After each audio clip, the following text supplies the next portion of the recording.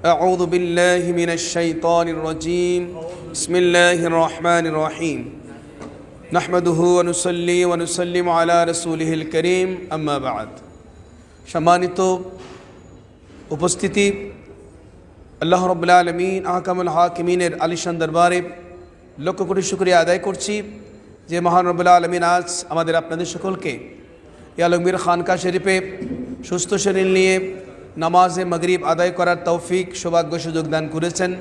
শুকরিয়া তান উচ্চস্বরে বলি আলহামদুলিল্লাহ। লক্ষ কোটি দরুদ ও সালাম জানাই রসুল করিম রউফুর রহিম সৈয়দ আলম সাল্লাল্লাহু তাআলা আলাইহি ওয়াসাল্লাম আলিশান দরবারে সকলে একসাথে বলি আল্লাহুম্মা সাল্লি আলা সাইয়্যিদিনা মাওলানা মুহাম্মাদিন ওয়া আলা আলি সাইয়্যিদিনা মাওলানা মুহাম্মাদিন ওয়া বারিক ওয়া সাল্লিম। সাথে সাথে আপনাদের শুকরিয়া আদায় করছি, আপনারা শরীয়তের গুরুত্বপূর্ণ মাসাইল জানার জন্যে উৎসাহ উদ্দীপনা নিয়ে এসেছেন, বসেছেন। আল্লাহ জাল্লা শাআনহু আপনাদের সকলের হাজির উপস্থিতি কবুলান মঞ্জুর করুন, আমিন। আমাদের সাথে যারা অনলাইনে আছেন, যারা বিশ্বের যে প্রান্ত থেকে দেখছেন, আপনাদের প্রতি বিনীত অনুরোধ, আপনারা এই অনুষ্ঠানটা লাইক করবেন, শেয়ার করবেন। আপনার একটি শেয়ারের মাধ্যমে যখন 10 জন ভাই এই মাসালাগুলো জানতে পারবেন, উপকৃত হবেন, আমল করবেন, সেটার সওয়াব আপনি পেয়ে যাবেন। সকলের প্রতি বিনীত অনুরোধ জানাই, আপনারা দয়া করে যারা অনলাইনে আছেন, আপনারা দয়া করে লাইক করবেন এবং কমেন্টস করবেন, সাথে সাথে শেয়ার করবেন। আপনাদের সহযোগিতার মাধ্যমে সারা বিশ্বের জমিনে ইসলামের এই দাওয়াত, আল্লাহ রাব্বুল আলামিনের এই দাওয়াত, নবী মুস্তাফার এই দাওয়াত ইসলাম, এই দাওয়াতুল খায়র সারা বিশ্বে পৌঁছে যাবে। আল্লাহ আযজা ওয়া জাল্লা সকলের ইখলাস মহব্বত কবুলান মঞ্জুর করুন, আমিন। রসুল করিম রউফুর রহিম সৈয়দ আলম সাল্লাল্লাহু তাআলা আলাইহি ওয়াসাল্লাম হাদিসে পাকের মধ্যে ইরশাদ করেছেন, তালাবুল ইলমি ফরিদাতুন আলা কুল্লি মুসলিমিন ওয়া মুসলিমা আও কামা ক্বালা আলাইহিস সালাতু ওয়াসসালাম। প্রত্যেক মুসলমান নরনারীর উপর শরীয়তের ইলম অর্জন করা ফরজ। আর সেই সুযোগটা আমরা পেয়েছি এই দাওয়াত খায়র মজলিসের মাধ্যমে। আরজ করছি, আজকে আমরা আপনাদের সম্মুখে রাখছি, আমাদের আজকের বয়ান হচ্ছে, প্রথম হবে কোরআন করিম থেকে সূরা বাকারা শরীফের তেলাওয়াত 91 নম্বর আয়াত থেকে 100 নম্বর আয়াতের তেলাওয়াত এবং তরজমা, সাথে সাথে কিতাবুল ইলম থেকে একটা হাদিস শরীফ, তারপর জিকিরের ফজিলত এবং দরুদ শরীফের ফজিলত বয়ান হবে। তারপর আমাদের গুরুত্বপূর্ণ আজকের মাসালা, গুরুত্বপূর্ণ আলোচনা হচ্ছে ইসলামী শরীয়তে নারীদের পর্দার গুরুত্ব। কারণ বর্তমান প্রেক্ষাপটে নারীর প্রতি অবহেলা বিভিন্ন মহল থেকে বিভিন্ন অবস্থায় আমরা দেখতে পাচ্ছি, অনলাইনের মধ্যে দেখতে পাচ্ছি নারী পুরুষকে সম অধিকারের পর্যায়ে রাখা হচ্ছে। এই বিষয়টা আমাদের জানা দরকার। নারীর অবস্থা কী, নারীর মর্যাদা কী, নারীর সম্মান কী, সেই হিসাবে আজকে আমরা দাওয়াত খায়রের বিষয় রেখেছি নারীর পর্দার গুরুত্ব। আসুন, পরিশেষে আপনাদের কোনো প্রশ্ন থাকলে সেই প্রশ্নগুলোর আমরা যথাযথভাবে জবাব দেওয়ার চেষ্টা করব, তারপর সংক্ষেপে আমরা মুনাজাত করব। আসুন আমরা শুরু করছি আপনাদের সকলের সহযোগিতার মাধ্যমে আজকের দাওয়াত খায়র মজলিস। আসুন আমরা তেলাওয়াত শুনব। আউযু বিল্লাহি মিনাশ শাইতানির রাজীম। বিসমিল্লাহির রাহমানির রাহিম।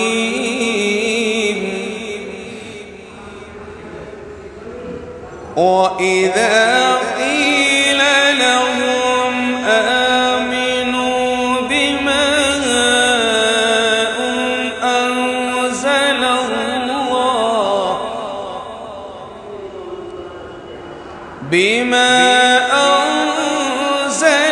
اللَّهُ قَالُوا نُؤْمِنُ بِمَا أُنزِلَ عَلَيْنَا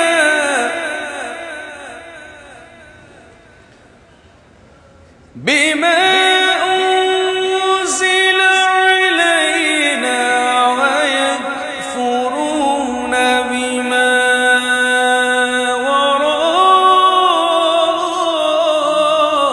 وَرَاءَهُ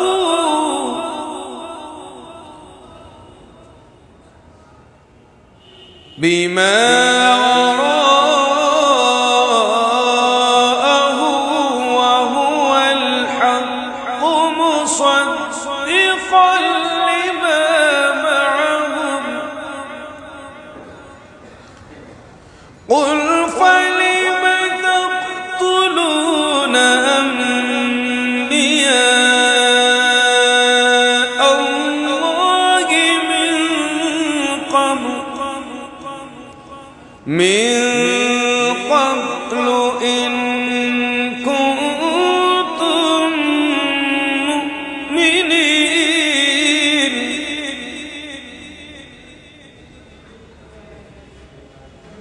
ولقد جاءكم موسى بالبينات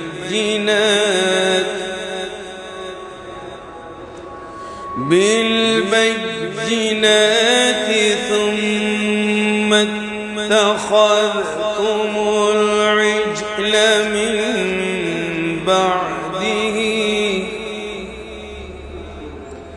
من بعده وأنتم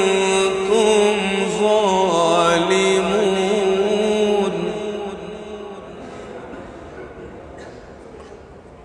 وإذ أخذنا ميثاقكم ورفعنا فوقكم الطور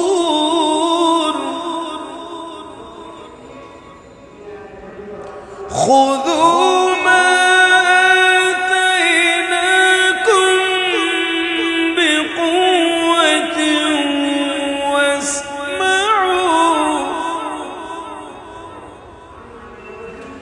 قالوا سمعنا وعصينا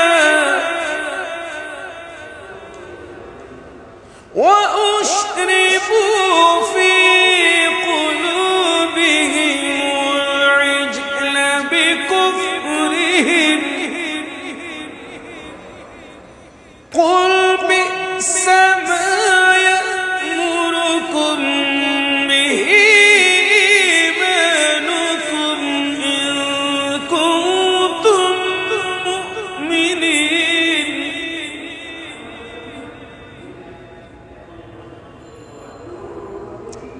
قل إن كانت لكم الدار الآخرة عند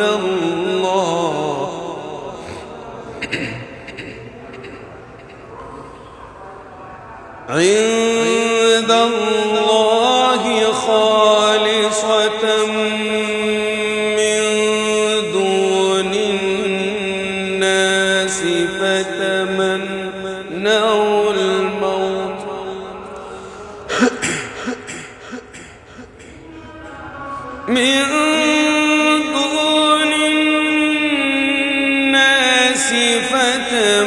فتمنوا الموت إن كنتم صادقين ولن يتمنوه أبدا بما قدمت أيديهم والله عليم بالظالمين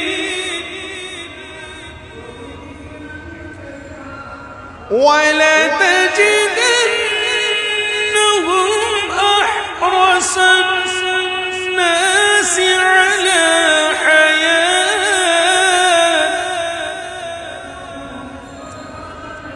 ومن الذين أشركوا يود أحدهم لو يعمر 1000 سنة وما هو بمزحزحه من العذاب أن يعمر والله بصير بما يعملون قل من كان عدوا لجبريل فإنه نزله فإنه نزله على قلبك بإذن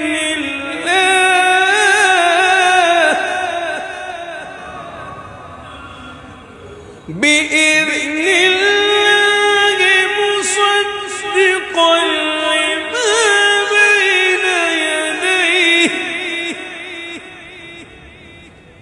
بين يديه وهدى وبشرى للمؤمنين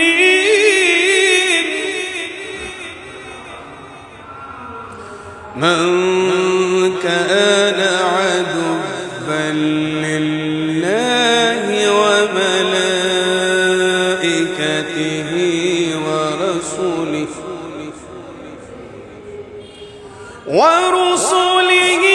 وجبريل وميكال فإن الله عدو للكافرين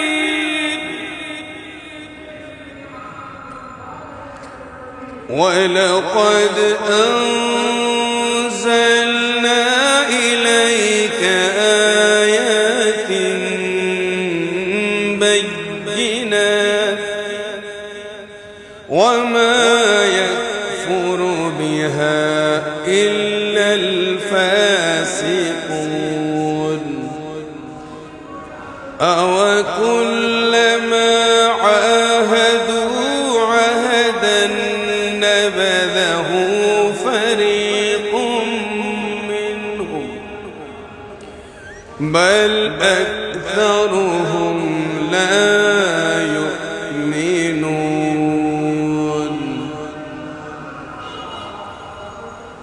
صدق الله العظيم وصدق رسوله النبي الحبيب الكريم ইরশাদ হচ্ছে মহান আল্লাহ রাব্বুল আলামিনের কাছে বিতাড়িত শয়তান থেকে আশ্রয় প্রার্থনা করছি। আরম্ভ করছি সে মহান রব্বুল আলামিনের নামে যিনি পরম করুণাময় দয়ালু। এবং যখন তাদেরকে বলা হয় আল্লাহর নাজিলকৃতের উপর ঈমান আনো, তখন বলে যা আমাদের উপর নাজিল হয়েছে আমরা তার উপর ঈমান রাখি এবং বাকিগুলোকে অস্বীকার করে, অথচ তা সত্য, তাদের নিকট যা আছে তার সত্যায়নকারী। হে হাবিব সাল্লাল্লাহু আলাইহি ওয়াসাল্লাম, আপনি বলে দিন, অতঃপর তোমরা পূর্ববর্তী নবীগণকে কেন শহীদ করেছ, যদি তোমাদের আপন কিতাবের উপর ঈমান ছিল?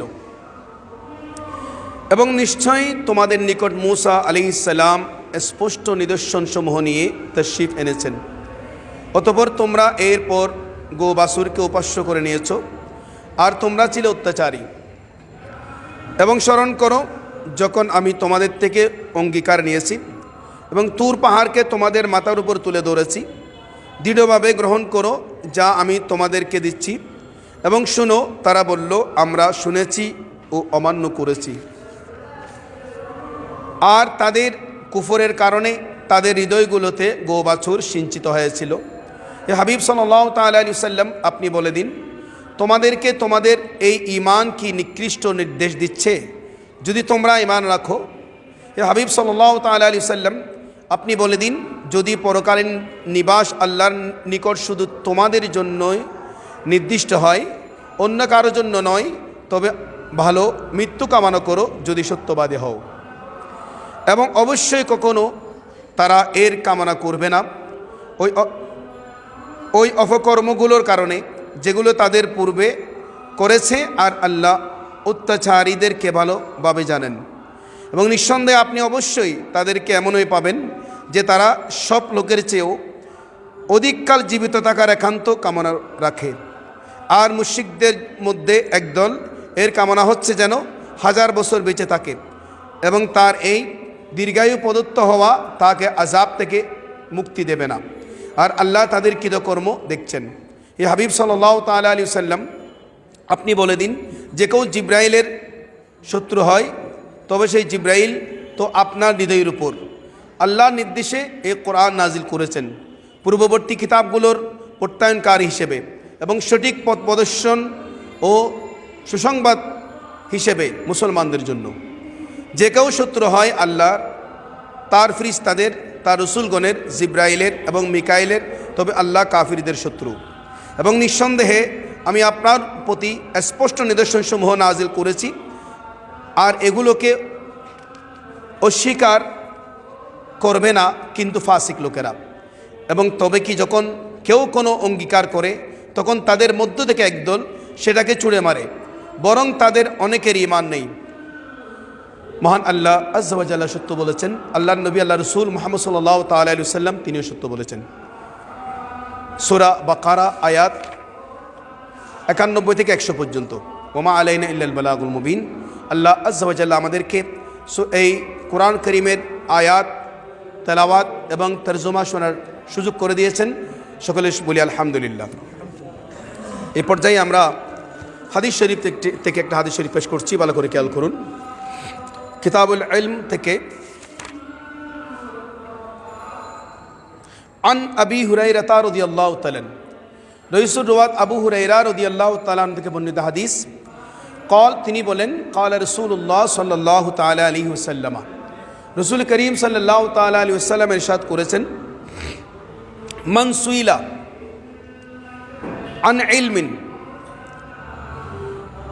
আলিমাহু, যে ব্যক্তিকে ইলম সম্পর্কে প্রশ্ন করা হয়, প্রশ্ন করা হলো যে সম্পর্কে উনি জানেন, সুম্মা কাতামাহু, ওই লোকটা সেই প্রশ্নের জবাব না দিয়ে তিনি সেটাকে গোপন করলো, এড়িয়ে চলল, উলজিমা ইয়াউমাল কিয়ামা বিলিজামিন মিন নারিন, কিয়ামতের দিন তাকে আগুনের লাগাম পরানো হবে। জোরে বলি নাউজুবিল্লাহ। এই হাদিস ইমাম আহমদ আবু দাউদ শরীফ উল্লেখ করেছেন, জামে তিরমিজির মধ্যে উল্লেখ হয়েছে, ইবনে মাজাহ শরীফের মধ্যে উল্লেখ হয়েছে। এই হাদিসের ব্যাখ্যায় মুহাদ্দিসিন কেরাম বলেছেন, যদি কোনো আলিমকে দ্বীনি প্রয়োজনীয় মাসালায় জিজ্ঞেস করে এবং ওই আলিম বিনা কারণে তা না বলে, কোনো কারণ ছাড়া এটার জবাব দিল না, তাহলে কিয়ামতের দিন সে পশু থেকে নিকৃষ্ট হবে। জোরে বলি নাউজুবিল্লাহ। কারণ পশুর মুখে চামড়ার লাগাম দেওয়া হয় এবং তার মুখে আগুনের লাগাম দেওয়া হবে। সত্যব্য যে এখানে ইলম মানে হালাল হারাম, ফরজ ওয়াজিব ইত্যাদির জ্ঞান, দ্বীনের প্রচার বিষয়ক মাসাইল যেগুলো গোপন করা অপরাধ গুনাহ, আলিমের জন্য শরঈ মাসালা মানুষকে বলে দেওয়া জরুরি, লিখে দেওয়া নয়। সুতরাং মুফতিগণ ফতোয়া লিখে পারিশ্রমিক নিতে পারেন, বিশেষত এই ফতোয়াগুলো যেগুলোর মামলা মোকদ্দমা চলে এবং মুফতিকে কোর্টে হাজিরা দিতে হয়। মহান আল্লাহ ইরশাদ ফরমায়াছেন, ওয়ালা ইউদাররা কাতিবুন ওয়ালা শাহিদ, এবং না লেখক ক্ষতিগ্রস্ত করবে না সাক্ষী। আসুন আমরা আমাদের সমাজে অনেক আলেম আমরা দেখতে পাই, যেগুলো আমরা বড় মাফের আলেমদেরকে আমরা দেখেছি, যখন প্রশ্ন করা হয় যে অবস্থায় থাকুক না কেন উনি মুহূর্তেই তড়িৎ উনি জবাব দিয়ে দিতেন। আবার অনেকে জবাব দিত না। কেন দিত না আমরা জানি না। কারণ শরীয়তের মাসালা হচ্ছে কোনো কারণ ছাড়া যদি ওনার কোনো শারীরিক সমস্যা থাকে অথবা সঠিক জানা না থাকে এটা অন্য কথা, কিন্তু জানা থাকলে অবশ্যই সেটার জবাব দিতে হবে, না দিলে ময়দানে মাসের অনেক ক্ষতিগ্রস্ত হবেন। আজকে আমরা তো এমন অবস্থায় পৌঁছে গেলাম প্রশ্ন করার সুযোগও নেই, কারণ প্রশ্ন করব ওই রকম আলেম উলামা আমাদের কাছ থেকে হারিয়ে যাচ্ছে অলরেডি, যার কারণে প্রশ্ন করার মতো আলেম আমাদের কাছে খুব কম, নগণ্য। আল্লাহর দরবারে ফরিয়াদ জানাবো, আল্লাহ এইরকম হাক্কান রব্বানা আলেম আমাদের জন্য কিয়ামত পর্যন্ত জার এবং সারি রাখুক, আমিন। আমরা যেন ইসলামের সঠিক জবাব আমরা পেতে পারি, সঠিক তথ্য পেতে পারি, আল্লাহ আমাদের সে তৌফিক দান করুন। বিশেষ করে আমরা অনুরোধ জানাবো যে আমরা সাধারণ ধর্মপ্রাণ মুসলমান, আমরা তো এখন যে সমস্ত আলেম উলামা কাছে জ্ঞান আছে, এলম আছে, ওনাদেরকে মূল্যায়ন করছি না। যাদের কাছে এলম নেই আমরা ওনাদেরকে মূল্যায়ন করছি, ওনাদের বয়ান শোনার জন্য আমরা উদ্গ্রীব। যে সমস্ত আলেম ওলামাদের এলম আছে ওনাদের বয়ান আমরা শুনতে চাচ্ছি না, ওনাদেরকে আমরা মূল্যায়ন করছি না, সেটা আমাদের জন্য অশনি সংকেত। কারণ সেটার কারণে আমরা প্রশ্ন করব, জবাব পাবো না। কারণ যিনি জবাব দেবেন ওনার কাছে তো এলম নেই, উনি জবাব দিতে পারবে না। সেই জন্যে আমরা ওই যোগ্য আলেমদেরকে মূল্যায়ন করব। মূল্যায়ন করলে ওনারা সঠিক জবাব আমাদেরকে দেবেন, সঠিক তথ্য দেবেন। আল্লাহ আমাদেরকে সেইভাবে আমাদের চিন্তা চেতনা, আমাদের মনোনিবেশকে পরিবর্তন করার তৌফিক দান করুক, আমিন। এবার আসুন আমি আপনাদের সম্মুখে সংক্ষেপে জিকিরের ফজিলত এবং দরুদ শরীফের ফজিলত বলছি, ভালো করে খেয়াল করুন।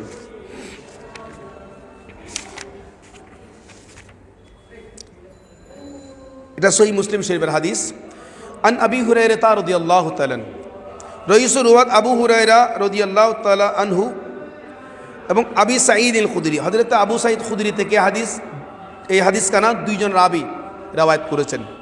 হযরত আবু হুরায়রা রাদিয়াল্লাহু তাআলা, হযরত আবু সাঈদ খুদরি রাদিয়াল্লাহু তাআলা ক্বালা, তারা দুজনে বলেন, ক্বালা রাসূলুল্লাহ সাল্লাল্লাহু তাআলা আলাইহি ওয়াসাল্লাম, রাসূল করিম সাল্লাল্লাহু তাআলা আলাইহি ওয়াসাল্লাম ইরশাদ করেছেন, লা ইয়াকউদু কওমুন ইয়াযকুরুনাল্লাহ ইল্লা হাফাতাহুমুল মালায়েকা। এক এলাকার মানুষ সকলে একত্রিত হয়ে আল্লাহর জিকির করে, যখন জিকির করে তখন আসমান থেকে অগণিত অসংখ্য ফেরেশতা ওই বান্দাদেরকে চতুর্পার্শ্ব থেকে ঘিরে রাখে, সুবহানাল্লাহ। ওয়া গাশিয়াতুহুমুর রাহমা, এবং তাদের উপর রহমতের চাদর দিয়ে তাদেরকে আবৃত করে রাখে, সুবহানাল্লাহ। ওয়া নাযালা আলাইহিমুস সাকিনা, তাদের উপর প্রশান্তি নাজিল করে। ওয়া যাকারাহুমুল্লাহ ফি মান ইনদাহু, আর এই সমস্ত বান্দাদেরকে আল্লাহ স্মরণ করেন আল্লাহ রাব্বুল আলামিনের স্পেশাল মজলিসের মধ্যে। জুড়ে বলি সুবহানাল্লাহ। তাহলে আরজ করতে চাই, আমরা অত্যন্ত ভাগ্যবান, আমাদের কাছে বিশাল সুযোগ রয়েছে। আসন্ন লাইলাতুল মেরাজ শরীফ আমরা সকলে একসাথে জিকির করব। খতমে গাউসে শরীফ, খতমে খাজগান শরীফ, খতমে 11 শরীফ, 12 শরীফ, ফজর নামাজের পর আমরা জিকির করছি। তাহলে জিকির করলে আল্লাহ আজ্জা ওয়া জাল্লা আসমান থেকে অসংখ্য রহমতের ফেরেশতা পাঠিয়ে দেন এবং ওই বান্দাদের উপর আল্লাহ প্রশান্তি নাজিল করেন এবং ওই বান্দাদের জিকির আল্লাহ করেন। আমাদের মাশায়েখ হযরত আমাদের সুযোগ করে দিয়েছেন দিনে 1200 বার এই জিকির করার। আল্লাহ আমাদের ইখলাসের সহিত এই জিকিরগুলো আদায় করার তৌফিক দান করুক, আমিন। এবার আসেন দরুদ শরীফ ব্যাপারে আমি একটা হাদিস শরীফ পেশ করছি, ভালো করে খেয়াল করুন। ক্বালা রাসূলুল্লাহ সাল্লাল্লাহু তাআলা আলাইহি ওয়াসাল্লাম, মান সাল্লা আলাইয়া ইয়াউমাল জুমআ, নবী মুস্তাফা সাল্লাল্লাহু তাআলা আলাইহি ওয়াসাল্লাম ইরশাদ করেছেন, যে ব্যক্তি জুমার দিন আমি নবীর উপর দরুদ শরীফ পড়বে 80 মাররাতান, 80 বার, যে ব্যক্তি জুমার দিন আমি নবীর উপর 80 বার দরুদ শরীফ পড়বে, গুফিরাত যুনুবুহু 80 সানা, আল্লাহ জাল্লা শাআনু ওই বান্দার 80 বৎসরের গুনাহ মাফ করে দেবেন, সুবহানাল্লাহ। আমাদের কাছে সুযোগ রয়েছে আগামীকাল জুমার দিন, এই জুমার দিন যদি আমরা দরুদ শরীফগুলো পড়ি 80 বার, সারাদিনে 80 বার দরুদ শরীফ পড়লে আল্লাহ আমাদের 80 বৎসরের সগীরে গুনাহ, কারণ কবিরে গুনার জন্য তওবা শর্ত, তওবা লাগবে, সগীর গুনাহ আল্লাহ মাফ করে দেবেন। আল্লাহ আমাদের বেশি বেশি দরুদ শরীফ পড়ার সুযোগ করে দিয়েছেন। দিনে 200 বার দরুদ শরীফ পড়ছি আমরা। মুজুমায়ে সালাওয়াত রাসূল সাল্লাল্লাহু তাআলা আলাইহি ওয়াসাল্লাম বিশ্বের অদ্বিতীয় দরুদ শরীফ আমাদের কাছে আছে, আমরা সেই দরুদ শরীফ পড়ার সুযোগ পাচ্ছি। আল্লাহ আমাদের বেশি বেশি দরুদ শরীফ পড়ার সে তৌফিক দান করুক, আমিন। সবাই বলে আল্লাহুম্মা সাল্লি আলা সাইয়্যিদিনা মুহাম্মাদিন ওয়া আলা আলি সাইয়্যিদিনা মুহাম্মাদিন ওয়া বারিক ওয়া সাল্লিম। আসুন আমরা শুরু করছি ইসলামী শরীয়তে পর্দার গুরুত্ব। পর্দা মানে হচ্ছে আবরণ। পর্দা করার অর্থ ডেকে রাখা, ডেকে রাখা। স্ত্রীদের পর্দা করার অর্থ হচ্ছে তার শরীর ডেকে রাখা। স্ত্রীলোককে আরবিতে বলা হয় আওরাত। কি বলা হয়? আওরাত বলা হয়। এটা আরবি শব্দ। আওরাত শব্দের অর্থ ডেকে রাখার বস্তু, ডেকে রাখার বস্তু। এই জন্য স্ত্রীলোককে আওরাত বলা হয়। স্ত্রী লোকের শরীর ডেকে রাখা ইসলামের বিধান মতে ফরজ। বিধান মতে কি? ফরজ। পর্দা করার জন্য আল্লাহ জাল্লা শানুহু পবিত্র কোরআন করিমের বহু জায়গায় নির্দেশনা দিয়েছেন। আমরা এখানে সূরা নূর থেকে 30 এবং 31 নম্বর আয়াত আমরা তেলাওয়াত করছি, ভালো করে খেয়াল করুন। আল্লাহ জাল্লা শান ইরশাদ করলেন, কুল লিল মুমিনিন ইয়াকুদ্দু মিন আবসারিহিম। হে হাবিব সাল্লাল্লাহু তাআলা আলাইহি ওয়াসাল্লাম, আপনি মুমিনদেরকে বলে দিন তারা যেন নিজেদের চক্ষু নিচের দিকে রাখে। ওয়া ইয়াহফাজুনা ফুরুজাহুম, তাদের লজ্জাস্থানের হেফাজত করে। যালিকা আযকা লাহুম, এটা তাদের জন্য পবিত্রতম পন্থা। ইন্নাল্লাহ খাবীরুম বিমা ইয়াসনাউন, নিশ্চয় আল্লাহ তাদের কবর, আল্লাহর কাছে তাদের কবর রয়েছে। ওয়া কুল লিল মুমিনাত, এবার আল্লাহ রাব্বুল আলামিন বলেন, হাবিব আপনি বলে দিন তাদেরকে, যে ইমানদার স্ত্রী লোকদেরকে বলে দিন, ইয়াকদুদনা মিন আবসারিহিন্না, তারা যেন নিজেদের চক্ষু নিজের নিচের দিকে রাখে। ওয়া ইয়াহফাজনা ফুরুজাহুন্না, তাদের লজ্জাস্থানের হেফাজত করে। ওয়ালা ইউবদিনা যিনাতাহুন্না, তারা যেন আপন সৌন্দর্যের স্থান প্রকাশ না করে। ইল্লা মা যাহারা মিনহা, অবশ্য তাদের যতটুকু অঙ্গ প্রকাশ না পায়, না হয়ে পারা যায় না, তাতে ক্ষতি নাই। ওয়ালিয়াদরিবনা বিখুমুরিহিন্না, তারা যেন উড়না দ্বারা তাদের মাথা, আলা জুয়ুবিহিন্না, তাদের গলা ও বুক ভালোভাবে ডেকে রাখে। সুবহানাল্লাহ, তা আল্লাহ রাব্বুল আলামিনের নির্দেশনা। আবার আল্লাহ আযজা ওয়া জাল্লা ইরশাদ করলেন, ওয়ালা ইয়াদরিবনা বিআরজুলিহিন্না লিইউলামা মা ইউখফিনা মিন যিনাতিহিন্না, তাদের স্ত্রী লোকদের গোপন সৌন্দর্য জানিয়ে দেওয়ার জন্য তারা স্ত্রী লোকেরা যেন জমিনের উপর চলার সময় ফা জুড়ে না মারে। সুবহানাল্লাহ। কোরআন মজিদে অন্যত্র আল্লাহ আযজা ওয়া জাল্লা ইরশাদ করলেন, ইয়া আইয়ুহান নাবিয়্যু কুল লিআজওয়াজিক ওয়া বানাতিক ওয়া নিসাইল মুমিনিন ইউদিনিনা আলাইহিন্না মিন জালাবিহিন্না, হে নবী আপনি আপনার বিবিগণ, আপনার কন্যাগণ এবং মুমিনদের নারীগণকে বলে দিন তারা যেন আবরণী বা চাদরগুলোর প্রকাশ একাংশ তাদের মুখের উপরে ঝুলিয়ে রাখে। সুবহানাল্লাহ। কোরআন কারীম অপর আয়াতে বলেন, ওয়াকারনা ফি বুয়ুতিকুন্না ওয়ালা তাবাররাজনা তাবাররুজাল জাহিলিয়াতিল উলা, এবং তোমরা তোমাদের ঘরের মধ্যে অবস্থান করো এবং আগের মূর্খ যুগের মেয়েদের মতো তোমরা তোমাদের যে কোনো সৌন্দর্য পরপুরুষের জন্য প্রকাশ করো না। হাদিস শরীফ থেকে একটা এসেছে, রাসূল করিম সাল্লাল্লাহু তাআলা আলাইহি ওয়াসাল্লাম ইরশাদ করেছেন, স্ত্রীলোক গোপন রাখার বস্তু, স্ত্রীলোক হচ্ছে গোপন রাখার বস্তু। যখন সে বের হয়, স্ত্রীলোক যখন ঘর থেকে বের হয়, তখন শয়তান তার দিকে দৃষ্টিপাত করে। হাদিস শরীফে আরেকটা লম্বা হাদিস এসেছে, একদিন আমাদের আপনাদের সকলের মা যান নবী মুস্তাফা সাল্লাল্লাহু তাআলা আলাইহি ওয়াসাল্লামের সহধর্মিণী উম্মে সালামা রাদিয়াল্লাহু তাআলা আনহা এবং হযরতে মাইমুনা রাদিয়াল্লাহু তাআলা আনহুমা, ওনারা দুজনেই নবী করিম সাল্লাল্লাহু তাআলা আলাইহি ওয়াসাল্লামের দরবারে উপস্থিত হলেন।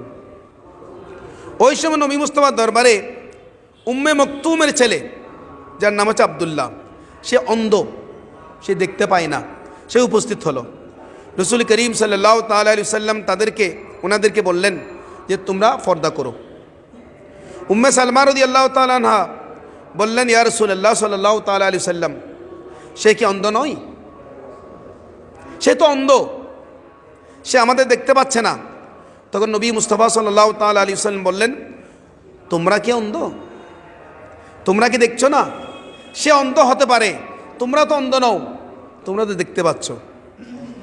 তো দেখেন নবী মুস্তাফার শিক্ষা কেমন, আদর্শ কেমন। নবী মুস্তাফা নিজের সহধর্মীদের দিয়ে সারা বিশ্বের মহিলাদেরকে শিক্ষা দিয়েছেন কীভাবে পর্দা করতে হবে। অন্ধ হলেও তার সামনে যাওয়া যাবে না, তার সামনে যাওয়া যাবে না। তো আমরা দেখতে পাই কোরআন করিম এবং হাদিস শরীফ থেকে মহিলাদেরকে পর্দা করতে হবে, পর্দা করাটা অবশ্যই ফরজ। আরজ করতে চাই, এবার আসুন স্ত্রী লোকদের যাদেরকে শরীয়ত মতে দেখা দেওয়া জায়েজ তারা কারা, কাদের সামনে স্ত্রী লোকেরা যেতে পারবে, তাও পর্দার মাধ্যমে যাওয়া যাবে। 1 নম্বর পিতা ও দাদা, পিতা এবং দাদার সামনে যেতে পারবে, পর্দা সহকারে যাবে। 2 স্বামী, 3 স্বামীর পিতা ও দাদা, 4 আপন ভাই, বৌমাত্র ভাই ও বৈপত্রীয় ভাই। 5 আপন পুত্র। 6 সতীনের পুত্র। 7 আপন ভাইয়ের পুত্র। 8 আপন বোনের পুত্র। 9 যে কোনো নাবালক ছেলে। 10 আপন মামা। 11 আপন চাচা। 12 আপন কন্যার স্বামী বা জামাতা এবং 13 মুমিন স্ত্রীলোক। উল্লেখিত ব্যক্তিদের বেলায় সম্পূর্ণ শরীর ডেকে রাখা স্ত্রীলোকের জন্য উত্তম। যদি মুখ, হাতের কবজি, পায়ের পাতা কুলাবস্থায় দেখা দেয় তাহলে শরীয়তের বিধান মতে কোনো দোষ হবে না। এর অতিরিক্ত দেখা গেলে কবিরা গুনাহ হবে, কিন্তু স্বামীর বেলায় উল্লেখিত নিয়ম প্রযোজ্য নয়। স্ত্রী যে কোনো অবস্থায় স্বামীকে দেখা দিতে পারবে। এটা দেখেন ইসলাম কত চমৎকার আদর্শ দিয়েছেন, চমৎকার শিক্ষা দিয়েছেন। আমরা জানি সকল মানুষের কাছে টাকা আছে, কিন্তু সে টাকা নিয়ে হাতে নিয়ে ঘোরা যাবে না। যে কোনো মুহূর্তে টাকা চিন্তায় হবে, অথবা চিন্তা করতে না পারলে ওনাকে হত্যা করবে, মেরে ফেলবে। কত সেফটি রাখতে হয় মানিব্যাগের মধ্যে, ভিতরে যেন কেউ না দেখে। তদ্রূপ নিজের স্ত্রী বলেন, মহিলারা হচ্ছে সেরকম টাকার মতো, ওনাদেরকে আবদ্ধ রাখতে হয়। আবদ্ধ না রাখলে যেভাবে আমার মৃত্যুর আশঙ্কা আছে, হত্যার আশঙ্কা আছে, তদ্রূপ একজন মহিলারও ইজ্জতের খতরা আছে। আজকে আমাদেরকে শিক্ষা দেওয়া হচ্ছে বিভিন্ন মাদ্রাসার বইয়ের মধ্যে, পাঠ্য বইয়ের মধ্যে, স্কুলের পাঠ্য বইয়ের মধ্যে সমকামিতা, জুড়ে বলি নাউজুবিল্লাহ। মহিলা সহপাঠী এক সহপাঠীকে স্পর্শ করতে পারবে, কোনো দোষের নয়, জুড়ে বলি নাউজুবিল্লাহ। তার আজকে ইসলাম কি বলছে? হাদিস শরীফে আর অনেক রাওয়ায়াত আছে, নিজের ভাই, নিজের বোন, নবী মুস্তাফা সাদ করলেন, মুরু আওলাদাকুম বিসসালাত, তোমাদের সন্তানদেরকে নামাজের নির্দেশ দাও। আবনাউ 7 সিনিন, যখন তাদের বয়স 7 বছর হবে। ওয়াদরিবুহুম আলাইহা আবনাউ 10 সিনিন, ওদেরকে প্রহার করো যখন 10 বছর হবে। ওয়াদরিবুহুম আলাইহা ফিল মাদাজি, শুধু তাই নয়, এবং তাদের বিছানা আলোক করে দাও 10 বছর হলে। সুবহানাল্লাহ। 10 বছর হলে বিছানাও আলোক করে দিতে হবে, নিজের মেয়ে, নিজের ভাই, নিজের বোন। 10 বছর হলে বিছানাও আলোক করে দিতে হবে। ইসলামের শিক্ষা। আরজ করতে চাই, আজকে আমরা কোথায় আছি?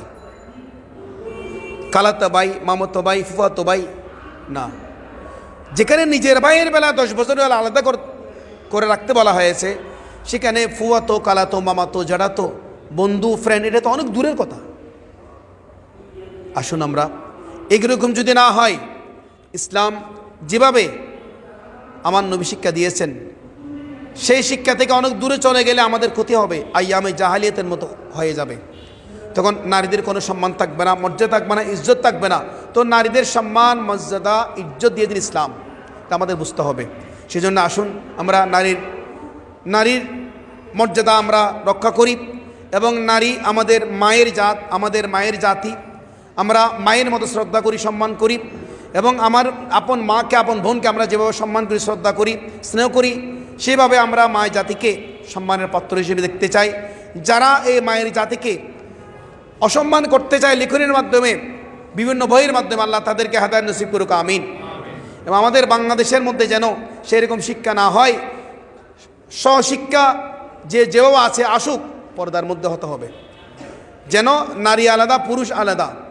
কারণ আলাদা যদি না হয় তখন এটা ইউরোপ হয়ে যাবে, যে দেশের মধ্যে নারী পুরুষের কোনো ভেদাভেদ নেই, স্বামীর স্ত্রীর কোনো মর্যাদা নেই, এবং যে দেশের মধ্যে সন্তানের কোনো মূল্যায়ন নেই। সেক্ষেত্রে আমরা জানাবো, আমরা সচেষ্ট থাকব, নারীর মর্যাদা, নারীর অধিকার নারীদেরকে দিয়ে, পুরুষের মর্যাদা পুরুষদেরকে দিয়ে আল্লাহ নারীদেরকে সম্মানিত করুন এবং পুরুষদেরকে সম্মানিত করুন। আল্লাহ আমাদের সকলকে এই বিষয়ে অনুধাবন করার, বোঝার তৌফিক দান করুক, আমিন। এবার আপনাদের কোনো প্রশ্ন থাকলে আপনারা করতে পারেন, কোনো প্রশ্ন আপনারা থাকলে করতে পারেন। আপনার নাম বলে, ঠিকানা বলে প্রশ্নটা করবেন অতি সংক্ষেপে।